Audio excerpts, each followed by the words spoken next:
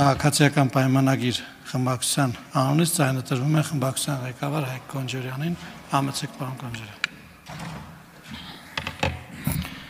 Ազգային ժողովի հարգարժան փոխոսնակ, հարգելի գործընկերներ,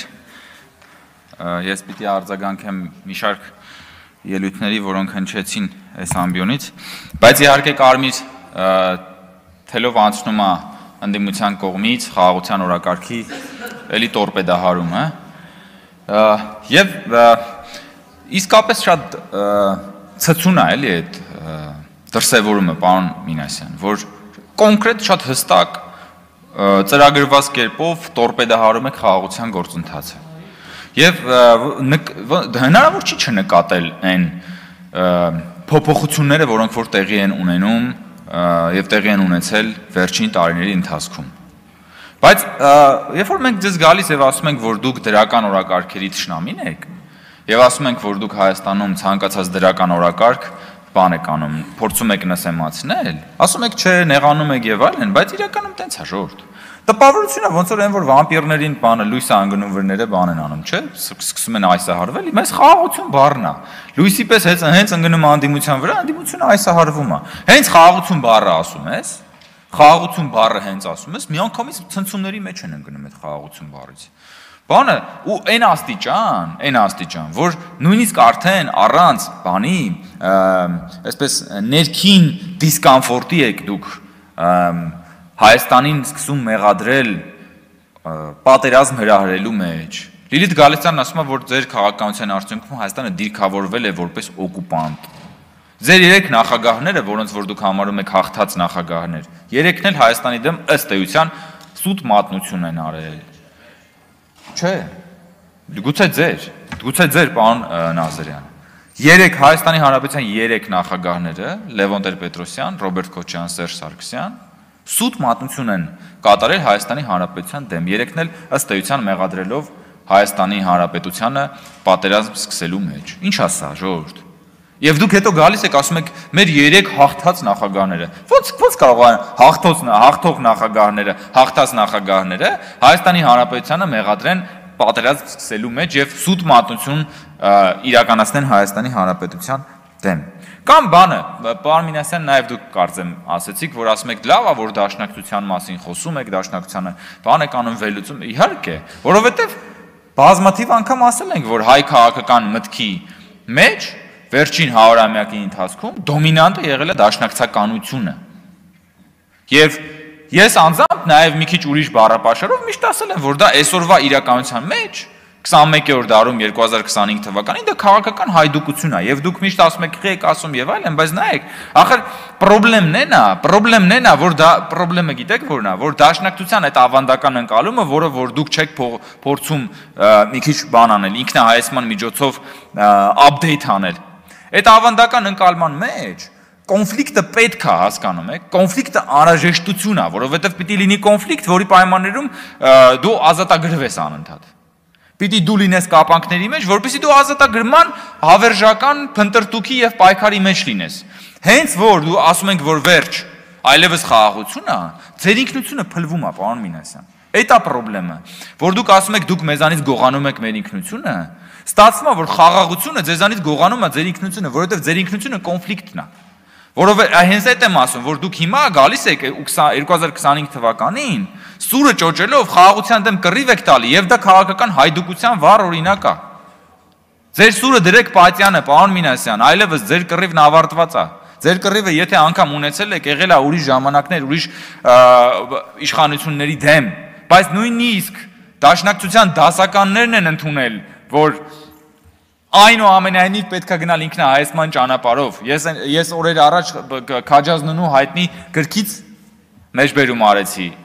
Դաշնակցությունն այլևս անելիք չունի։ Դուք ընդհանրապես միշտ սիրում եք կարդալուց խոսալ պատմական գրականությունից, բայց այսպես հնարամտորեն շրջանցում եք Քաջազնունուն, հնարամտորեն շրջանցում եք նույն Լեոին, խիղճ շրջանցում։ Բայց խի դուք ինքնահայեցման այդ բանը չեք, ջանքը չեք գործադրում, պարոն Մինասյան եւ հարգելի դաշնակցականներ, մյուսներին էլ աղված, ուղղակի ամենաագրեսիվները այստեղ նստած չեն, զարմանալի է։ Ինչի չեն այստեղ նստած։ Այսինքն խնդրումը գիտեք, որ դաշնակցականության կոնտեքստում ձեր ինքնությունը ինքնաբավ չի, այսինքն պիտի լինի միշտ մեկը, որի դեմ դու անպայման պիտի մղես ինչ-որ մի կռիվ, ցանկալի է այդ կռիվը լինի անհեռանկարային, ցանկալի է որքան հնարավոր է դա լինի պատմական, դեպի անցյալ ուղղված, որ չլինի չափելի, հասկանալի, որպեսզի հավերժ հնարավոր լինի գնալ մարդկանց ասել, գիտեք, մեր ընդհանուր ազատագրության համար այսքան փող է պետք, որ գնանք զենք առնենք, որ գնանք կամավորական ջոկատներ առնենք, որ գնանք գույք առնենք, որ գնանք երեգիտե պասվեց։ Մի հատ խնդրում եմ արձագանքեք, դուք հայտարարագրում ձեզ ներկայացրել եք, որ ընդամենը 1 միլիոն թե 1.5 միլիոնի նվիրատություն եք ստացել բնամթերքով։ Եվ միևնույն ժամանակ ունեք 70 քանի հատ գույք, որը սպասարկում եք։ Մի հատ կարակ դրանց, չէ, դուք անձամբ չէ։ Խոսքը բանի մասն է, դաշնակցության մասին է։ Խոսքը դաշնակցության մասին է, պարոն Մինասյան։ Մի հատ կարձագանքեք դրան, հարգելի գործընկերներ։ Մի հատ կարձագանքեք դրան, որովհետև դա լրջագույն, հատկապես երբ որ դուք քննադատում եք մեզ, մեր նվիրատուների եւ այլնի մասով, շատ լավ, մի հատ անպայման բան արեք։ Կամ երեք էլի քննարկվեց դրա մասին եւ վարչապետը այդ մասին ասաց։ Բա որ մեզ ասում եք, բան եք անում, խոսում եք մեր համաժողովի մասին, ով էր ասում 1.5 ժամանոց համաժողով, ով էր ասում 1.5 ժամը ոնց կարող համաժողով լինի։ Հա? Մեր Գեղամանուկ ասում ոնց կարող, նախ 1.5 ժամ չի եղել։ Ժամը 9-ից սկսել է բանը, գրանցումը, բայց բացի դրանից ժողովուրդ ջան, 50 օր քարոզարշավ ա եղել, 50 օր քարոզարշավ։ Ես օրինակ մտածում եմ առաջարկ ներկայացնեմ մի քիչ կրճատել այդ քարոզարշավի ժամկետը, որովհետև դա հյութիչ է։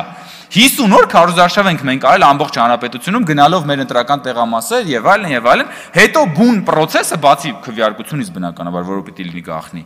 Նկարահանվել է, լրագրողներ են մշտապես եղել այնտեղ։ Հիմա ես ուզում եմ ասեմ դաշնակցությունը վերջին անգամ կամ ընդհանրապես երբևէ նման թափանցիկ ընտրական գործընթաց կազմակերպելա թե չի կազմակերպել, պարոն Մինասյան։ Հա, ոնց եք հավաքվում եք, ձեզանով գնում եք փակ դռների ետևում, որոշում եք կայացնում, թե ով պետք է լինի,